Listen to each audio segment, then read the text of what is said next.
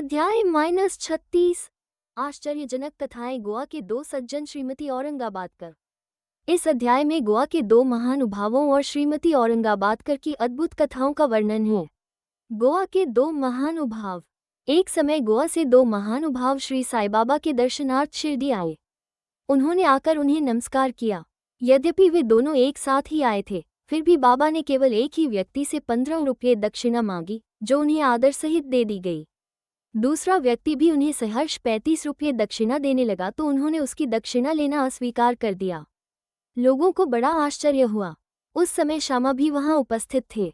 उन्होंने कहा कि देवा, ये क्या, ये दोनों एक साथ ही तो आए हैं।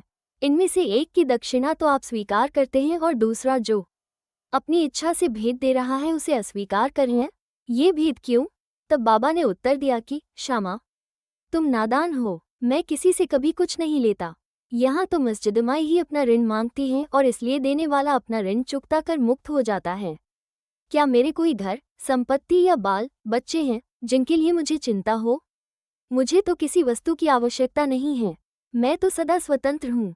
ऋण, शत्रुता तथा हत्या, इन सब का प्रायश्चित अवश्य करना पड़ता है और इनसे किसी प्रकार भी छुटकारा संभव नहीं है। अपने जीवन के पूर्वार्ध में ये महाशय निर्धन थे। इन्होंने ईश्वर से प्रतिज्ञा की कि यदि मुझे नौकरी मिल गई तो मैं 1 माह का वेतन तुम्हें अर्पण करूंगा।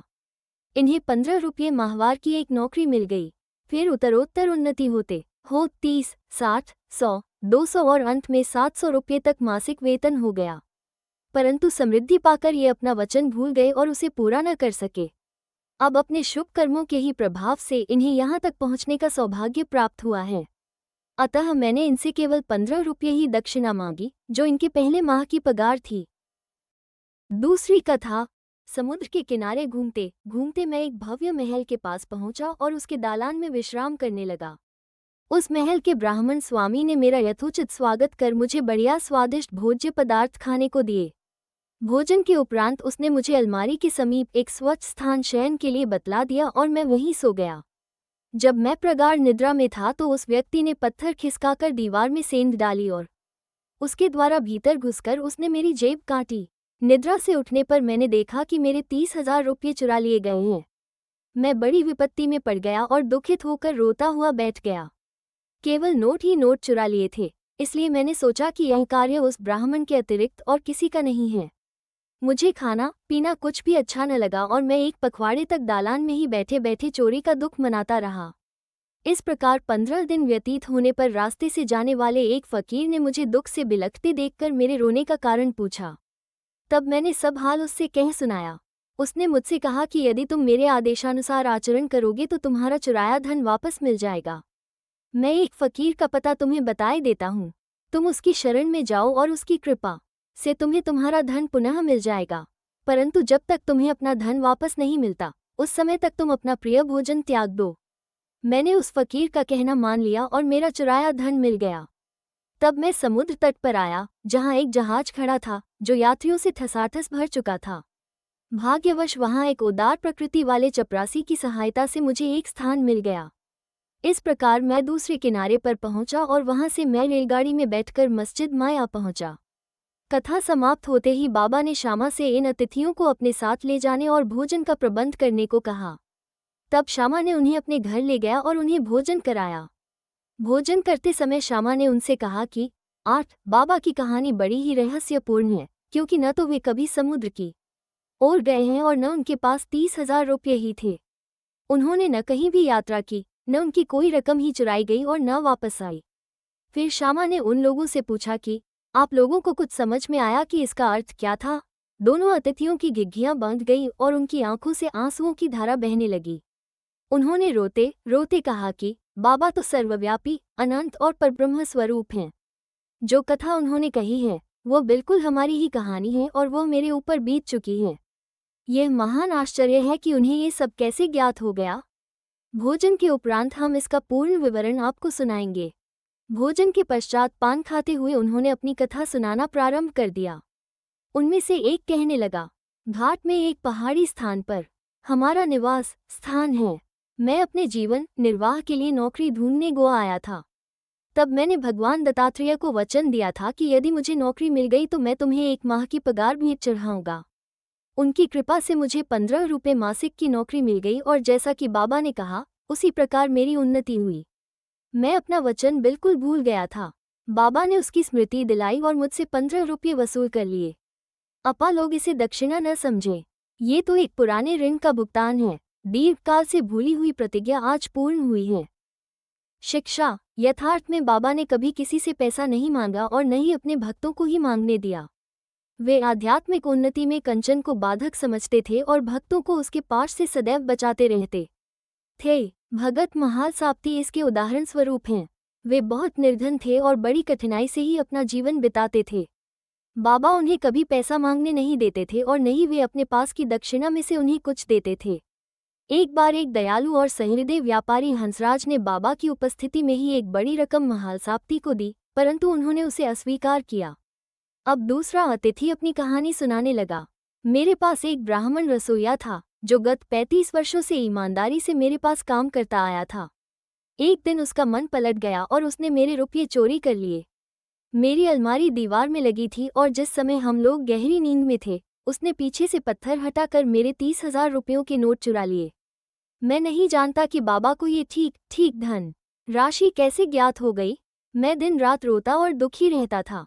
एक दिन जब मैं इसी प्रकार निराश और उदास होकर बरामदे में बैठा था, उसी समय रास्ते से जाने वाले एक फकीर ने मेरी स्थिति जानकर मुझसे इसका कारण पूछा। मैंने उसे सब हाल कह सुनाया। तब उसने बताया कि कोपरगांव तालुके के शिरडी ग्राम में श्री साईं बाबा नाम के एक औलिया रहते हैं। उन्हें वचन दो तथा अपना रुचिकर भोज्य पदार्थ त्याग मन में कहो कि जब तक मैं तुम्हारा दर्शन न कर लूंगा उस पदार्थ को कदापि न खाऊंगा।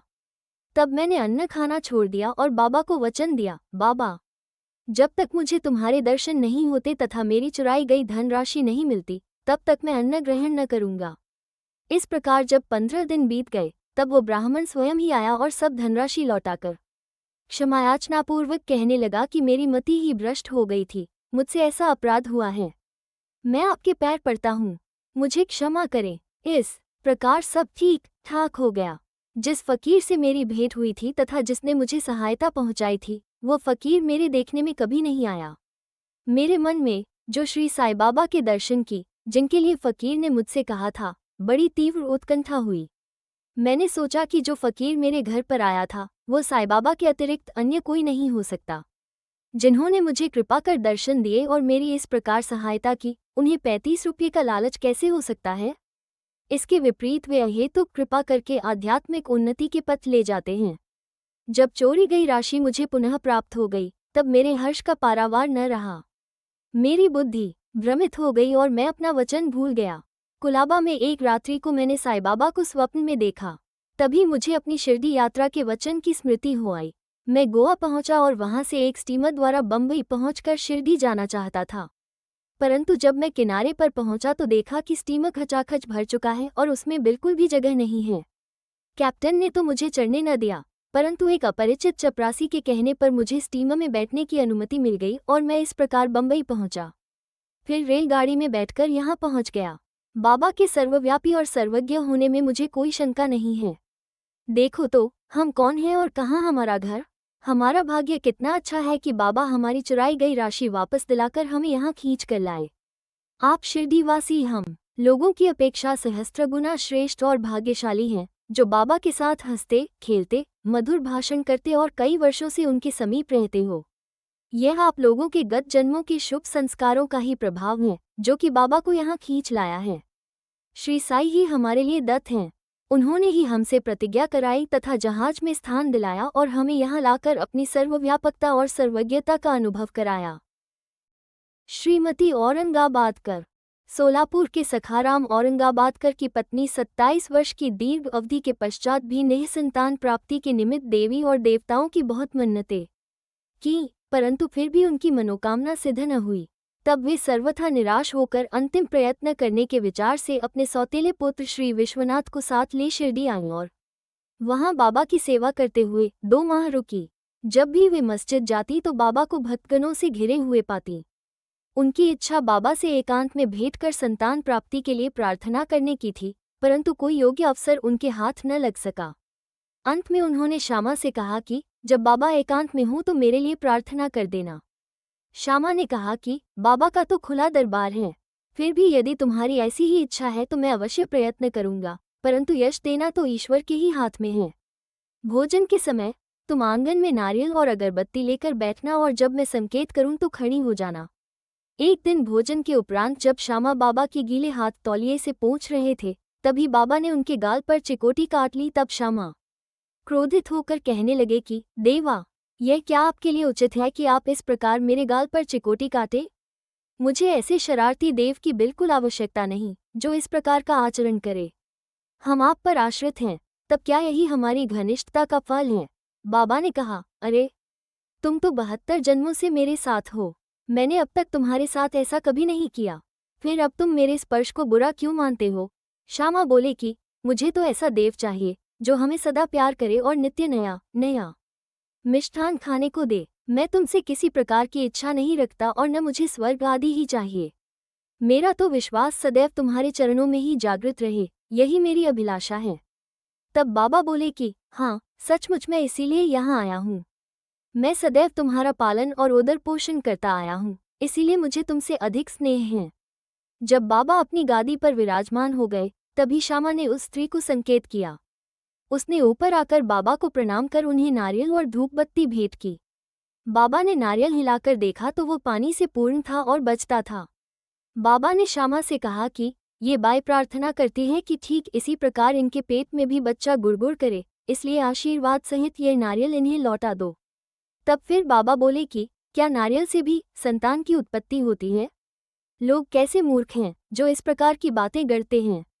श्यामा ने कहा कि मैं आपके वचनों और आशीष की शक्ति से पूर्ण अवगत हूँ और आपके एक शब्द मात्र से ही इस बाई को बच्चों का तांता लग जाएगा। आप तो टाल रहे हैं और आशीर्वाद नहीं दे रहे हैं।